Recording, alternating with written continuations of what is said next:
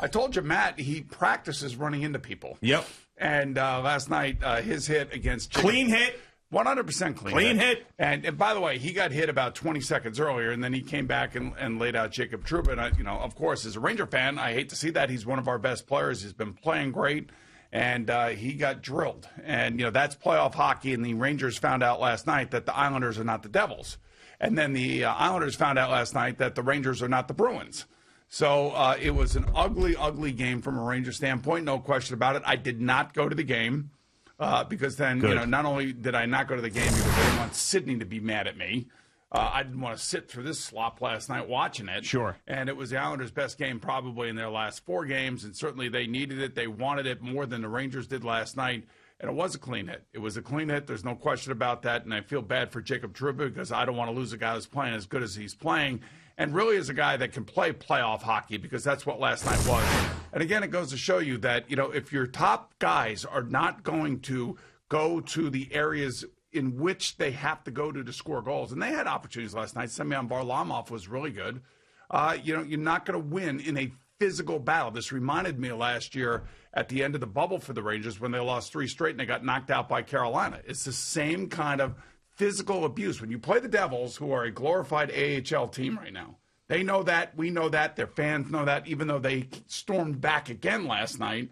You're going to win those games because they just don't have, the veteran presence that the Islanders have. And the Islanders in their defensive zone last night were all over the Rangers. There was very little space. So it was a very disappointing loss. It's very unlikely that the Rangers are going to make the playoffs under this current format. They probably would have made it under a normal format with normal divisions and normal play, but they have just been out-physicaled by the Islanders. They've been out-physicaled by the Bruins. They've been out-physicaled by the Pittsburgh Penguins. They kind of play well against the east to west, Capitals, but it was obvious last night that the Rangers have a long way to go. They have a lot of young talent, and that young talent's got to learn how to play NHL-style hockey, especially when it comes to close-checking games. As far as the Knicks were concerned, going back and forth with them, the fact that they held the Charlotte Hornets to 31 points in the second half is key because it is about defense. And, you talk about the Islanders scoring last night. They hadn't been scoring at all. But now look at the way that they played defense inside their own blue line. It's the way the Knicks played defense last night in the second half. Yeah, and R.J. Barrett got hot in the second half, and they found him the ball. And even when Julius Randle doesn't have his best game, the beauty of it is that they are getting contributions from a lot of different people. And Emmanuel Quickley in the first half was one that kind of kept them a little bit in the game because he actually had a solid game. And you can't say enough about, again, Taj Gibson. You can't say enough about Nerlens Noel. All these guys playing their roles, and they're winning. And that's the great thing. They are now 32-27, and they are rising, and they are getting better as the season goes on. I still look at these next few games. They got to win these next few games at home because their finishing West Coast trip is not going to be easy.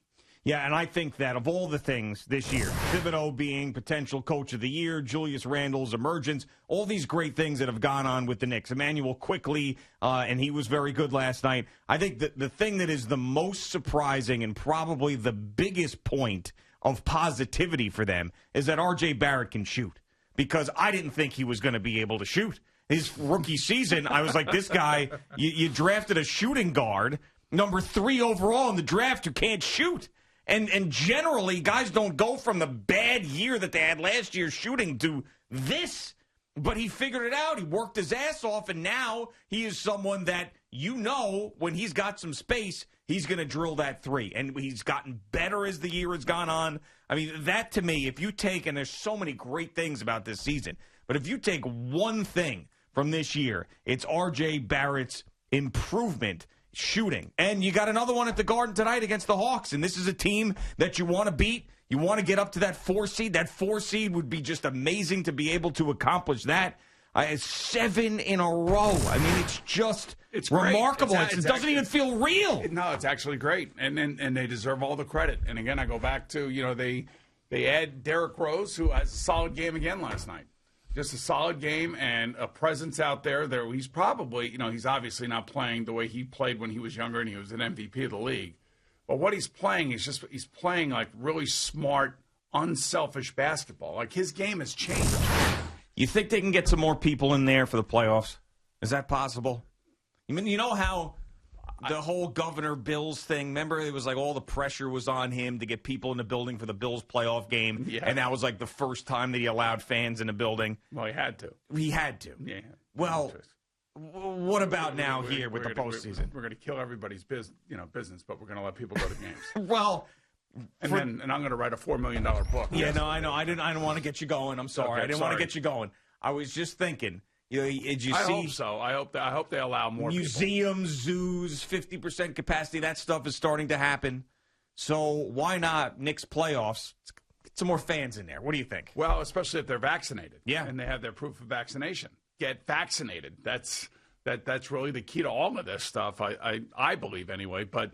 I hope they do. I hope they do, and this team deserves it. There's no question about it. The team has basically out-kicked all of the expectations that anybody could have had for them. And then last night, the second half was really impressive. I mean, 31 points to an NBA team in 2 quarters of a game. Well, I mean, just think about, tonight, what the Garden would be if it was a full house. Now they got to come out, and they maybe I don't know if they'll be flat tonight. I don't know if flat back to back. I mean, they're playing a team that's ahead of them. They could be in a 4 seed by the end of the night. No, don't flat me. Back to backs. When was Atlanta's last game? Was it 2 nights ago?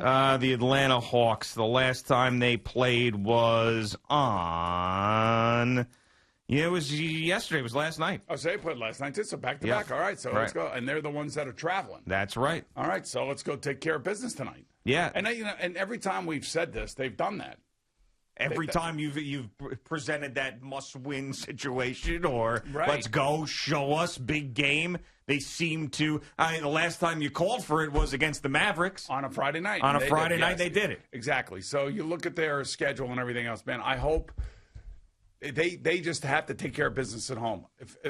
And just assume that they go 500 on the road when they go out west. I don't know. Maybe they'll do better than that. The way that they're playing, but take care of business at home and kind of feed off of what you're doing right now and the success that you're having. But again, remember, it all starts with defense in the NBA. Starts with, stopping them from hitting threes and having open threes. And then, of course, when Julius Randle's having a great night, then you don't really have to worry too much about the offense. But when he's having a little bit of an off night shooting, he still gets 10 rebounds. So he still has a double-double, but it's 16 and 10 as opposed to 35 and 10. Now all of a sudden somebody else has to take over, and that's been kind of like the moniker of this team, which has been good. And on the other side of the river, Brooklyn still wins last night, but now they find out that Harden's going to be out for even a longer time, and they're not sure when he's coming back. Back to square one was the phrase that was used, and that sounds terrible. But they still won.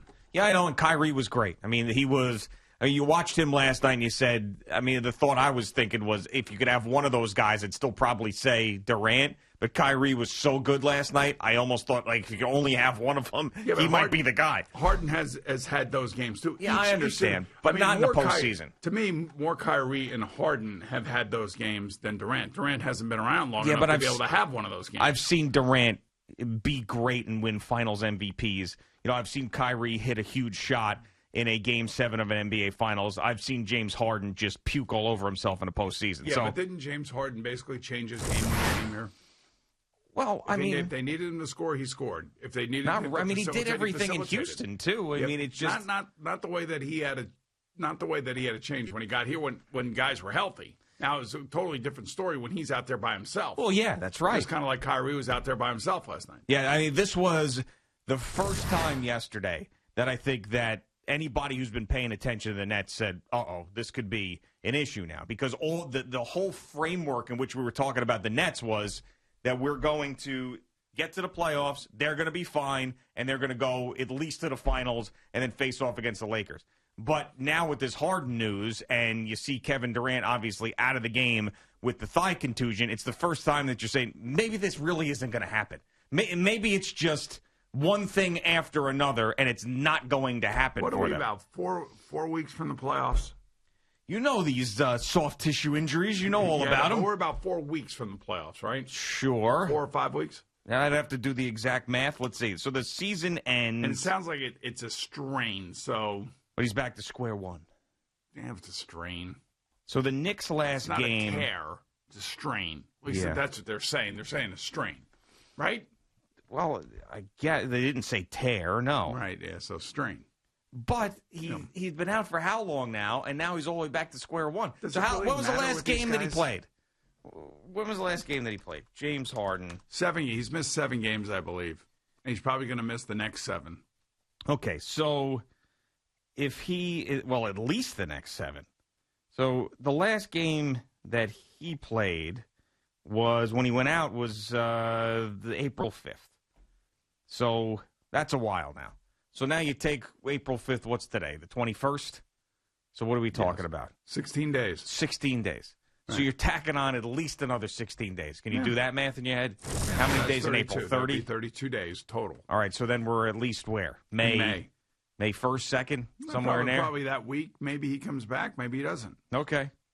But out indefinitely, back to square one doesn't sound pretty good. You know what? Watch them all come back for the playoffs, all have fresh legs, and just want everybody out of the You're building. going fresh legs still with this. Yes, I am. You're seeing these two guys, contusion, hamstring. They come back, they get hurt again. And they still win. I know they still win, but we're talking about And by the way, did the Pelicans team that's terrible. Yeah, but did Stan Van Gundy go off again last night? I don't know. I'm sure Jerry will have it if he did. But I don't know. I did not hear any post-game Van Gundy. All right, so then we have 2 baseball teams that played last night. Yankees finally get a win, and it was not pretty. And Mike Ford has to take a walk to force in DJ LeMahieu. There's a wild pitch. Yep. You know, both Frazier and Gleyber Torres had the game on their bats, as did Gary Sanchez, and neither one came through. You know, Frazier pops up to second base. Gleyber Torres, short fly ball to center field. And then Gary Sanchez, nothing. I mean, I don't. Again, the problem still persists. But at least the Yankees tried to do something about it. You know, they sat down Hicks, and they were going to sit him down and reset him, like I told you they were going to do. You were all over that. And then of course they were going to bring Mike Ford up, and they were going to move DJ LeMahieu back to second base. So all of that stuff happened. It did, and they automatically are better defensively with Mike Ford over there at first base, which is a good thing. But, yeah, they could have broken the game open. They didn't. You don't want to get on them too much because they did win the game. I mean, the only big hits come from Gio Urshela. He's the only guy capable of getting a big hit. You know what's amazing is that they go back to Brett Gardner, Mike Tauchman, and Mike Ford. That's who they went back to try to get something going. Sure. Because they had magic once before. Mm-hmm. Let's see if we can recreate the magic. Yep. And it's just a breaking ball, outer half to a righty that gets the Yankees out every time. Whether it's Giancarlo Stanton, it's Gleyber Torres, it's Aaron Judge. You get 2 strikes on these guys, breaking ball, outer half of the plate. They flail at it. They strike out. They pop up weakly. They roll over a ground ball. I mean, it is even though they won last night, it's frustrating as hell that these guys can't hit. I think Paul O'Neill said it last night. He was talking about how they're just taking the wrong pitches down the middle, and they're swinging at the wrong pitches because they're guessing. Yeah. No, and he's taking it from, and I'll take his word for it because he was a great player, but, he tries to explain that the guy in the batter's box is expecting a certain pitch, and you can see him double clutch or just not swing. He was expecting a curveball. He was expecting a slider. Here comes a 95-mile-an-hour fastball right down the middle, and he's looking at it. I mean, and that's basically what it seems like is a big part of what's going on for the Yankees' lack of offense from especially their, 5 big guys in their lineup. Sure. And Mets' lack of offense last night, too, annoying. Well, I thought the umpire in the Met game last night was awful. Yeah, I mean, Arrieta was – I know Walker got thrown out. Yeah, he did. But after he was taken out. Yeah, I know. He was yelling, barking on his way off the field. Yeah.